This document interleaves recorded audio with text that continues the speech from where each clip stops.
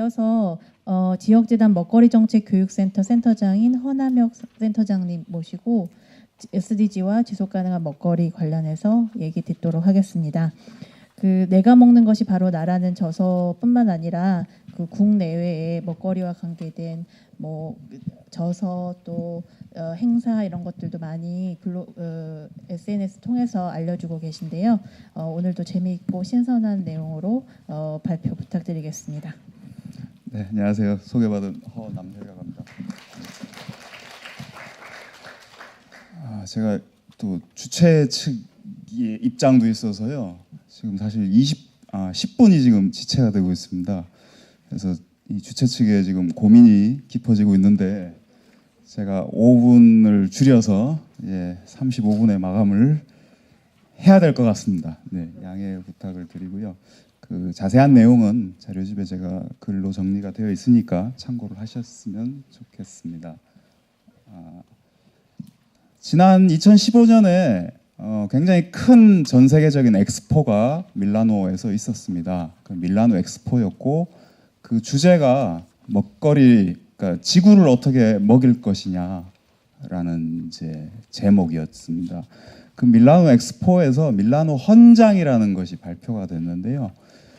바로 먹거리 문제를 앞으로 우리 인류가 어떻게 해결을 해 나가야 될 것이냐라는 키워드를 가지고 우리가 앞으로 어떤 일을 해 나가야 될 것이냐라는 내용이었는데요. 바로 그 문제의식이 바로 이 문제입니다. 지금 전 세계 인구 70억 명 중에 어쨌거나 8억에서 10억 명의 인구가 여전히 먹을 게 없어서 굶주리고 있고 또 20억 명의 인구는 비만이나 당뇨로 고생을 하고 있고 농촌의 인구가 아까 30억 명 얘기하셨는데 그 중에 절반이 농업을 하고 있는 소농들인데 그 소농들이 대부분이 빈곤으로 지금 고생하고 있는 이 상황에서 지금 기후변화로 인해서 농업은 점점 더 위협받고 있고 기존에 우리가 식량을 생산하기 위해서 생산성을 끌어올렸던 어떤 산업적 농업 방식은 환경을 오히려 파괴하고 있고 이런 상황 속에서 우리가 과연 지구 환경을 파괴하지 않고 이 기후변화 시대에 이 70억 명을 어떻게 제대로 양적으로 질적으로 잘 먹일 수 있을까? 정말 사실은 굉장히 어려운 문제라고 생각을 합니다. 근데 이 문제에 대해서 우리가 지금 해법을 찾아야 되는 것이 바로 SDG의 골 2, 2번 목표가 되겠죠.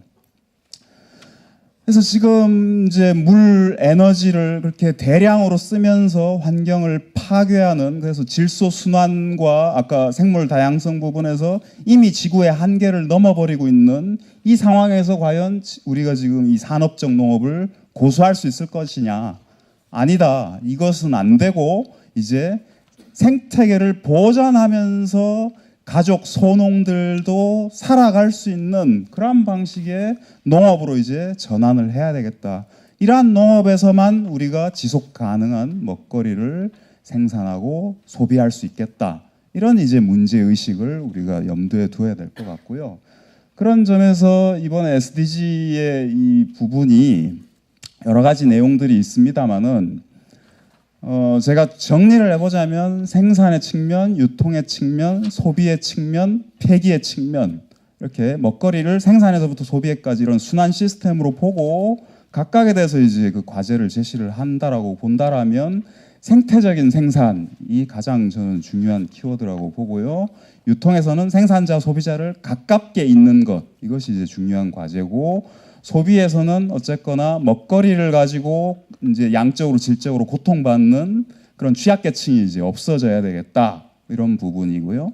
마지막으로 지금 우리가 먹지 않고 생산되었음에도 불구하고 버려지는 먹거리가 전체의 한 30-40% 가까이 된다라고 유엔에서도 얘기를 하고 있고요. 그 부분을 앞으로 2030년까지 어떻게 절반으로 줄일 거냐.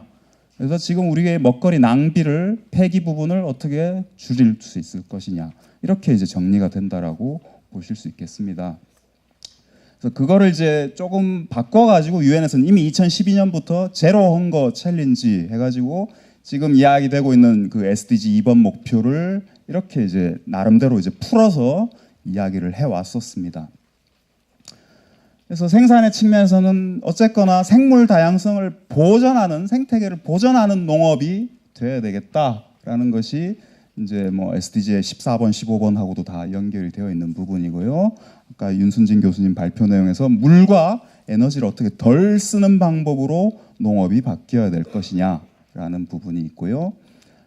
그다음에 특히 소비에 있어서는 그러한 지속 가능한 먹거리를 이제 시장을 키우고 증진하기 위해서 생산을 증진하기 위해서 국가의 공공 조달의 역할이 굉장히 중요하다. 요즘에 뭐 학교 급식, 공공 급식 얘기를 합니다만은 학교 급식이나 공공 급식에서는 적어도 우선적으로 그러한 기준들을 충족시키는 생태적으로 생산된 먹거리를 우선적으로 구매를 해야 된다라는, 그리고 지역의 가족 소농들이 생산한 먹거리를 우선적으로 구매해야 된다. 그것을 가장 잘 보여주는 전 세계적인 모범 사례가 바로 브라질의 이제 PAA라고 하는 그 국가 공공 먹거리 공공 조달 프로그램이라는 건데, 그 가족 소농들의 먹거리를 의무적으로 구매를 해서 수매를 해서 그것을 지역 단위별로 학교 급식이나 공공 급식 취약계층의 가정에게 현물로 직접 공급하는 시스템을 2003년부터 만들어 가지고 그 유엔에서도 지금 칭찬받는 프로그램이고, 그 프로그램을 그대로 아프리카로 옮겨가서 아프리카 PAA 프로그램을 하려고 브라질에서 이제 예산도 지원하고 이런 상황에 있습니다. 그 다음에 특히 소비 측면에서 지금 굉장히 강조되고 있는, SDG에서는 잘 강조가 안 됐지만 지금 전 세계적으로 강조되고 있는 부분이 바로 밀라노에서 이번에 체결된 밀라노 도시 먹거리 정책 협약입니다. 그래서 도시가 소비자의 측면에서, 그리고 또 한편에는 도시 농업이라는 생산의 측면에서 어떻게 도시가 지속 가능한 먹거리 생산과 공급, 이 전체 푸드 시스템의 지속 가능성을 위해서 노력할 수 있을 것인가. 여기에 대해서 이제 앞으로 굉장히 구체적인 37개의 과제를 제시한 내용들이 있죠. 그 자료집에 있으니까 보시고, 이게 앞으로 국가들의 도시 정책에 있어서 굉장히 중요한 가이드라인이 되고 될 것이다 라고 이야기를 하고 있습니다. 그리고 지금 2016년에 지금 논의되고 있는 헤비타트 3에서도 먹거리 주제가 지금 이제 도시 농촌 연계라는 그 과제 속에서 논의가 되고 있습니다. 그다음 아까 말씀드렸다시피 먹거리의 손실 부분을 어떻게 줄일 거냐. 한국에서는 전통적으로 음식물 쓰레기라는 표현으로 푸드 웨이스트를 표현을 해왔습니다만은, 사실은 그거는 조리된 음식이라는 굉장히 협소한 부분이죠. 근데 농업 생산 과정 중에, 유통 과정 중에, 뭐 대형 마트에서 팔고 남은 거, 그다음에 뭐 저기 뷔페에서 먹고 남은 거, 뭐 다 사실은 이 푸드 웨이스트에 들어가는 영역이기 때문에 우리가 먹거리를 생산하는 것부터 소비하는 전체의 이 순환 구조 속에서 전체적으로 어떻게 다 줄여나갈 거냐라는 관점에서 우리가 이제 고민을 해야 될 부분인데요. 뭐 예를 들면 요즘에 유럽 쪽에서 굉장히 많은 혁신 사례들이 먹을 수 있는데도 버려지는 것들을 이렇게 잘 사회적으로 다시금 그 저소득층과 연결시키는 프로그램들, 사례들이 굉장히 많이 나타나고 있죠. 최근에 특히 이제 프랑스 농식품부가 법안을 이제 만들어서 이제 통과를 시켰는데요. 대형 마트들이 버리는 식품들을 이제 앞으로 의무적으로 푸드뱅크에 기부를 하게끔 해서 지역에서 이제 활용하도록 그렇게 만들었습니다. 자, 그래서 지금 이제 몇 가지 이제 이야기들을 좀 드렸는데, 거기에서 이제 핵심적인 개념들이 몇 가지가 있습니다. 하나는 이 바로 푸드 시스템의 개념입니다. 즉 먹거리 내지는 농업이라고 하나에만 볼 것이 아니라 이 먹거리 생산에서부터 소비 폐기에 이르는 전체 과정을 통합적으로 접근을 해야 된다라는 개념이고요. 두 번째는 우리가 뭐 친환경 농업, 뭐 이제 유기농업 얘기를 해왔습니다만은 아까 윤 교수님도 잠깐 얘기를 하셨잖아요. 종합적인 측면에서 농업 생태계를, 그리고 더 나아가서는 생태계 전반을 보전하면서 우리가 농업을 어떻게 할 수 있을 것이냐.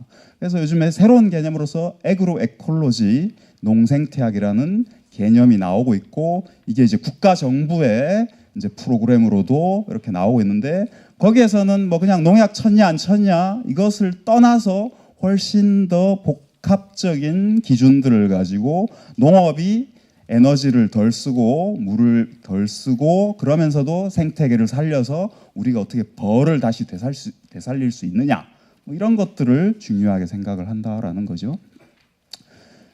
그런 측면에서 특히 이제 소비 측면에서는 이제 한 가지 중요한 부분이 바로 기업들이 어쨌거나 이제 먹거리를 생산해서 유통해서 제조를 해서 판매를 하는 특히 이제 식품 기업들이 어떻게 하면 원료를 구매를 하는 데 있어서 지속 가능성을 높일 거냐.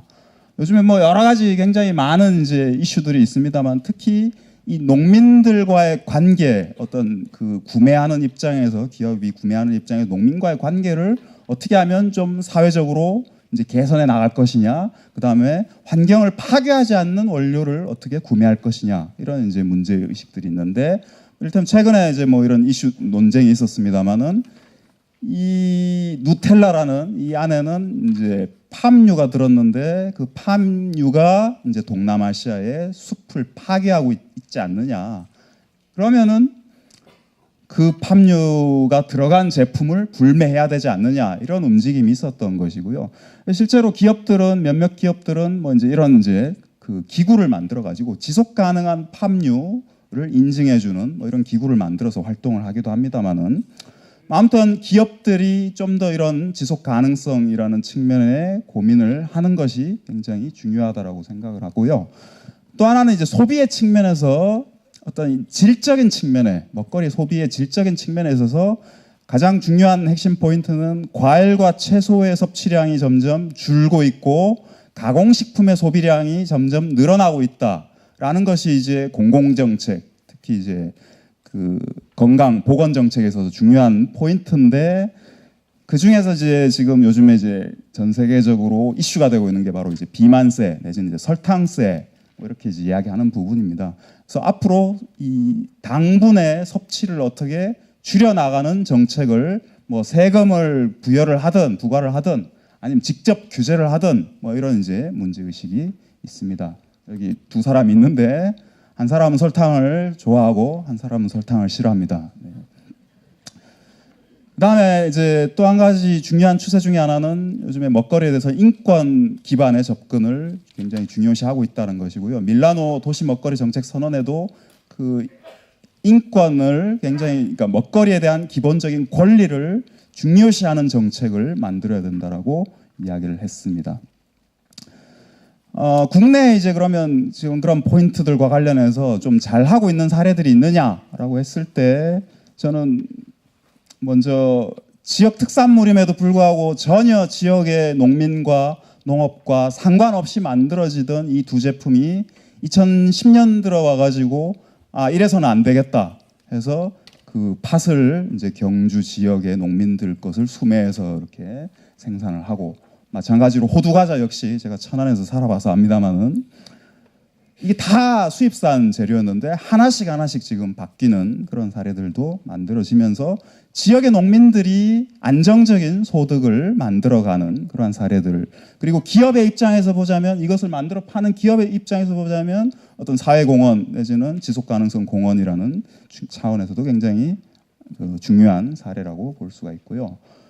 그 다음에 하나는 이제 아까 말씀드렸던 공공조달의 측면에서 학교 급식이나 공공급식에 있어서 지속 가능한 먹거리를 우선적으로 구매하는 부분, 그 다음에 지역의 소농들의 로컬 푸드를 우선적으로 구매하는 정책들이 있는데, 대표적으로 경기교육청이 지금 25개 시군교육지원청과 함께 하고 있는 것이 급식에 들어가는 가공식품에 있어서 식재료 기준을 만들어 가지고 공동으로 구매하는 이러한 사업도 있습니다. 그 다음에 이제 요즘에 그 밀라노 도시 먹거리 정책 협약과 관련해서 도시 차원에서 먹거리의 생산부터 소비에 이르는 종합적인 정책의 구상을 만들어내는 이런 사례가 전주에서 이제 시작이 되었고, 그 다음에 또 하나는 이제 서울시도, 오늘 국장님도 나와 계십니다만은 지금 여러 부서에서 먹거리와 관련된 고민들을 하고 있고, 이것을 하나로 묶어내기 위한 이 먹거리 마스터 플랜 작업들이 지금 거의 마무리 작업에 이제 다다르고 있습니다. 자, 이제 2분 남았는데요. 마지막으로 정리를 하게 됐습니다. 그래서 일단 새로운 마켓을, 그러니까 이 지속 가능한 먹거리가 생산되고 소비가 된다는 것은 결국 그 마켓이 유통이 된다는 얘기인데요. 그 마켓을 어떻게 만들 것이냐. 가장 중요한 부분은 농민이나 지역이 주도하는 공급 사슬, 가치 사슬이 만들어져야 된다. 된다라는 것이고, 그 과정에서 지역의 자연자산을 파괴하는 방식이 아니라 자연자산을 보전하고 그것이 시장에서 프리미엄으로 이제 다가갈 수 있는, 그래서 농민들이 부가가치를 더 창출할 수 있는 방법으로 가야 된다라는 게 한 가지고요. 두 번째는 이제 완주에서 이제 로컬 푸드 이야기할 때 쓴 표현이 관계 시장이라는 표현인데요. 즉 소비자와 생산자가 대면 접촉하고 연대적 가치를 통해서 새로운 시장을 창출하는, 요즘에 뭐 로컬 푸드 직매장, 뭐 직거래 장터, 뭐 이런 부분들, 그다음 CSA, 뭐 생협도 이제 그 시장이라고 볼 수가 있고요.